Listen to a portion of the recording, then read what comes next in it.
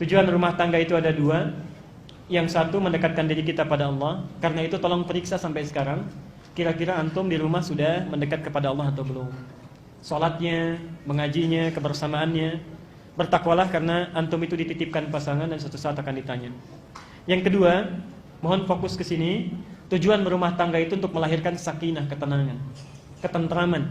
Jadi kalau antum sudah puluhan tahun berumah tangga, belasan tahun gak pernah tentram, itu artinya ada cara yang keliru menjalani proses rumah tangganya. Karena itu, untuk melahirkan ketentraman, saya tidak bahas panjang karena waktu kita sudah habis. Bawalah mawaddah dan rahmah ke rumah. Itu caranya. Mawaddah dan rahmah. Apa itu mawaddah? Singkatnya begini.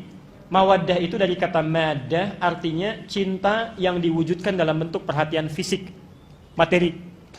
Contoh, antum sebelum menikah kan lihat dari fisiknya dulu ya.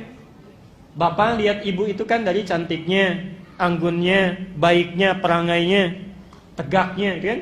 Ibu lihat bapak juga begitu kan? Gantengnya, tampannya, menawannya, kumisnya, dompetnya. Itu mawaddah.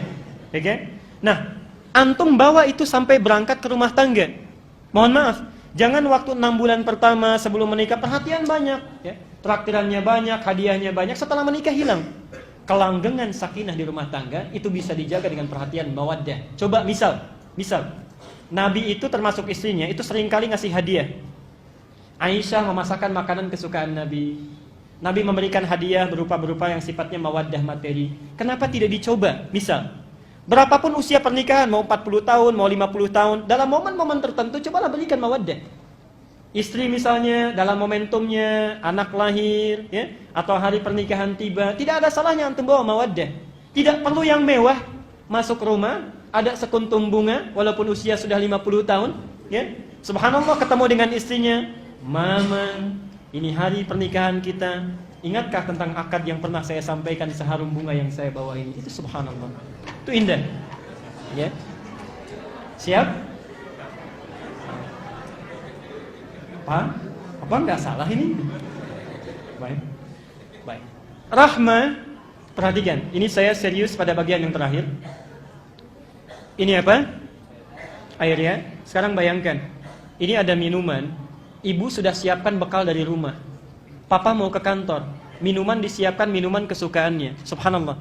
Di lampu merah ada orang minta minum karena kehausan. Kira-kira suami akan memberikan tidak? Pak? Ibu sudah siapkan minuman kesukaan, dibikin semalaman. Di jalan ada orang kehausan tidak bisa minum. Minta kepada kita untuk bisa diberikan minuman. Dikasih tidak? Umumnya pasti dikasih. Umumnya, ya. Mohon maaf, sifat mawaddah itu tidak selamanya kekal. Pasti akan terbagi. Di cinta itu jangan diukur dari sifat materi saja, fisik saja. Kalau sudah hilang yang fisiknya, cintanya bisa luntur.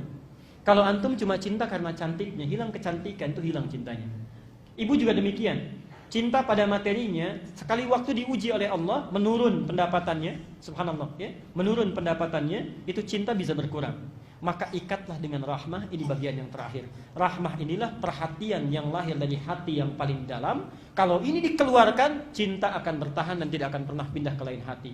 Dan yang punya rahmah tinggi itu cuma punya ibu. Cuma ibu.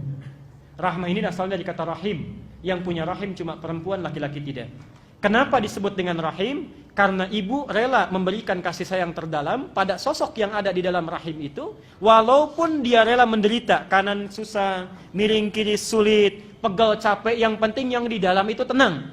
Karena itu ada para pakar menyatakan, kenapa seorang anak itu lahir menangis? Karena takut tidak mendapatkan kasih sayang seperti yang diperoleh dalam rahimnya.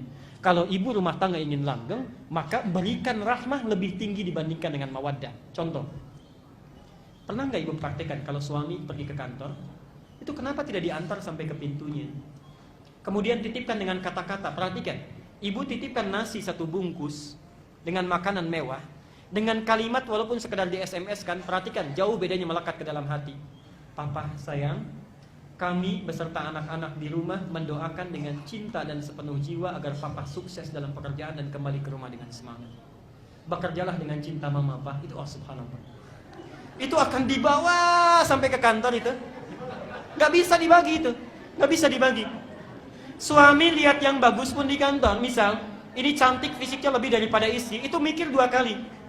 Kamu cantik, tapi belum tentu bisa punya rahmah seperti istri saya. Kalau saya masuk angin, dia bisa kerokin misalnya. Itu kepikiran. Karena itu ibu tampilkan mawaddah dan rahmah, insya Allah ketenangan itu akan diraih. Saya tutup dengan kisah terakhir, dan ini nyata. Ini nyata. Ibu bapak, kita akhiri pertemuan kita, dengarkan kisah ini dan praktekkan dalam kehidupan. Mawaddah dan rahmah. Di Karawang, ada sebuah keluarga sangat soleha. Suami istri sudah punya 3 anak. Bayangkan, sudah punya 3 anak. Suami soleh, istri soleha, anak-anak soleh. Satu kali, suami itu sedang pulang dari pekerjaannya, capek luar biasa, lelah dan lapar. Masuk ke rumah, subhanallah, disambut oleh istri, dicium tangannya, ditenangkan jiwanya. Begitu duduk di meja makan, kata suaminya, "Ma, tolong buatkan mie." Istri masih sibuk di dapur. Ibu perhatikan, subhanallah, Pak ya. Saya berikan dalilnya dulu, nanti buka Quran surat 91. Ayat 7 sampai dengan 10. Perhatikan sini, saya cepat. Apa yang terjadi? Mas, tolong minta katanya, buatkan mie dulu, karena masakan belum jadi. Ibu sekalian, subhanallah, karena sibuk di dapur, saking sibuknya bawa bumbu ini, tiba-tiba lupa yang dimasukkan ke mie itu 1 sendok garam. Diaduk. Terbayang ya? Dihidangkan dengan penuh senyuman. Kemudian suami menerima, belum diambil, istri sudah pamit ke dapur lagi. Perhatikan konsepnya, perhatikan. Saya ingin tanya bapak dulu. Kalau bapak jadi sosok suami pada saat itu, dihadapkan pada makanan demikian, beliau kemudian menyendok 1 sendokan, rasanya sudah terbayang, apa yang bapak lakukan? Ingat ya, suasananya capek, lelah, penat, ada masalah, tiba-tiba dapat mie yang kualitasnya asin. Apa yang dilakukan? Perhatikan, ini biasanya rahmah dipunyai istri, tapi suami ini mempraktikkan. Lihat konsep ayatnya. Fa'alhamaha fujuraha wa taqwaha. Di dalam diri kita itu ada sifat baik, takwa, ada sifat jelek, fujur. Rumusnya begini, qad aflaha man zakkaha. Akan bahagia hidup seseorang kalau dia menemukan yang jelek, belajar dari jeleknya, mencari lawannya yang baik. Jadi rumus rumah tangga itu, kalau menemukan sifat jelek dalam pasangan, cepat cari yang baik, jangan dieksplor yang jeleknya. Contoh, kalau cemberut itu lawannya apa? Senyum. Kalau bapak menemukan istri sedang cemberut, bapak yang tersenyum. Sampai ke rumah, istri sedang cemberut, bapak yang senyum. Ma, kenapa kamu cemberut? Sebaliknya, subhanallah, suami sedang marah-marah, misalnya pulang kantor marah-marah, pekerjaan di kantor dibawa ke rumah, marah lawannya apa? Sabar, tenang. Lawan marah itu sabar. Jadi subhanallah ibu, sebetulnya sifat jelek itu dibuat bukan ingin menjadikan seorang jelek, bukan, tapi melatih supaya yang baik itu muncul dalam diri kita.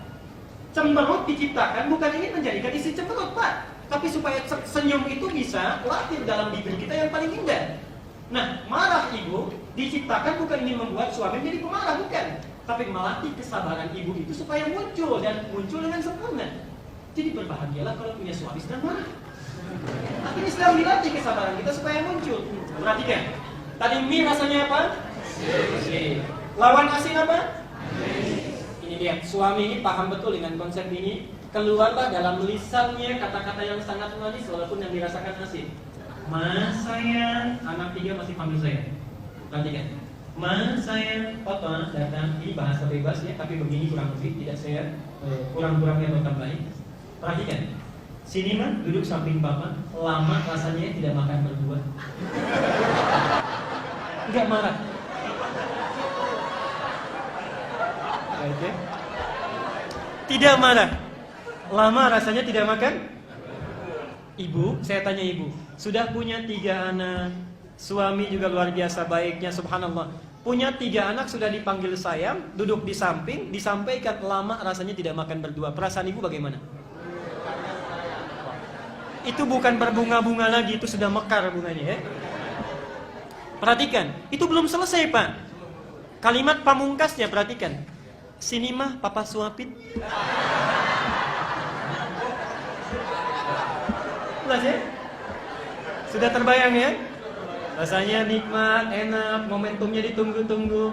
Dengan manjanya sudah menanti. Apa yang terjadi? Subhanallah, perhatikan Pak, saat suapan itu sudah mulai disampaikan, perhatikan, yang terjadi istri bukan tertawa, bukan tersenyum, itu langsung tersungkur jatuh di kaki suaminya. Dicium kaki suaminya, menangis jadi-jadinya mohon maaf. Perhatikan seorang istri yang sangat soleh. Beliau menangis, "Pak, maafkan mama tidak sengaja," dan sebagainya. Tapi hebatnya suami, tangis itu lawannya apa? Tertawa dengan senyum, tertawa dengan singkat, tidak berlebihan. "Ma, kenapa begini? Papa kan cuma katakan lama rasanya gak makan berdua." Apa yang terjadi? Perhatikan. Tadi kan lapar ya?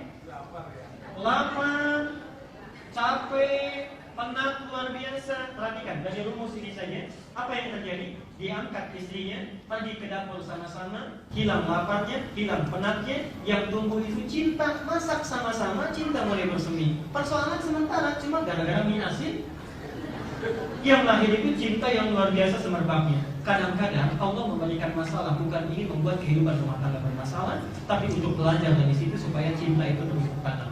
Rumusnya, yang kecil jangan diperbesar, yang besar kecilkan. Bapak Ibu lebih paham karena sudah menjalani proses kehidupan yang cukup dalam. Silakan dibaca bukunya, mudah-mudahan bermanfaat.